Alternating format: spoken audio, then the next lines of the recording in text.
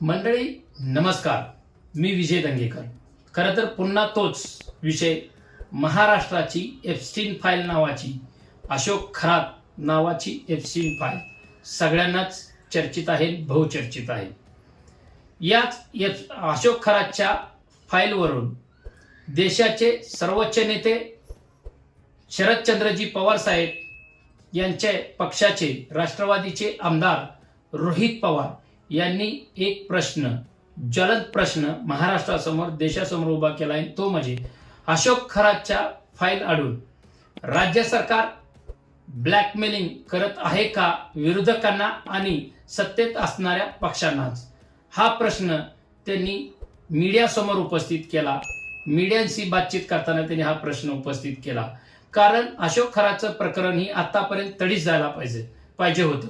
गृह मंत्रालय खातं आहे ते महाराष्ट्राचे मुख्यमंत्री देवेंद्र फडणवीसजी यांच्याकडे आहे आणि त्यांनी आतापर्यंत ही प्रकरण तडीस लावून याचा निकाल सध्या लावायला पाहिजे होता आणि अशोक खरातला जास्तीत जास्त शिक्षा द्यायला पाहिजे होती, पण ती तसं होताना दिसत नाही।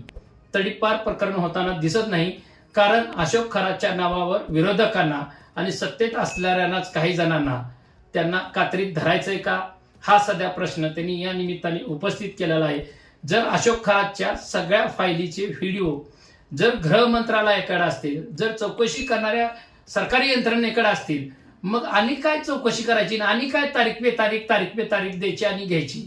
खरं तर याचा निकाल लावायला पाहिजे होता आणि त्याला ठोस कडक कारवाई करून अशोक खरातला कायमचं जेलच्या गजाआड करायला पाहिजे होतं, परंतु तसं होताना दिसत नाही। कारण अशोक खरातचं प्रकरण मला तरी वाटतंय कमीत कमी भरपूर एक वर्षभर तरी चालेल एवढं प्रकरण ती चर्चेत राहणार, वर्षभर चर्चेत राहणार आणि मग कुठेतरी जाऊन याचा निकाल लागणार। कारण का आपण मागच्या बातमीत बघितले, तात्पुरती स्थगिती त्या अशोक खरातच्या प्रॉपर्टीना दिलेली आहे।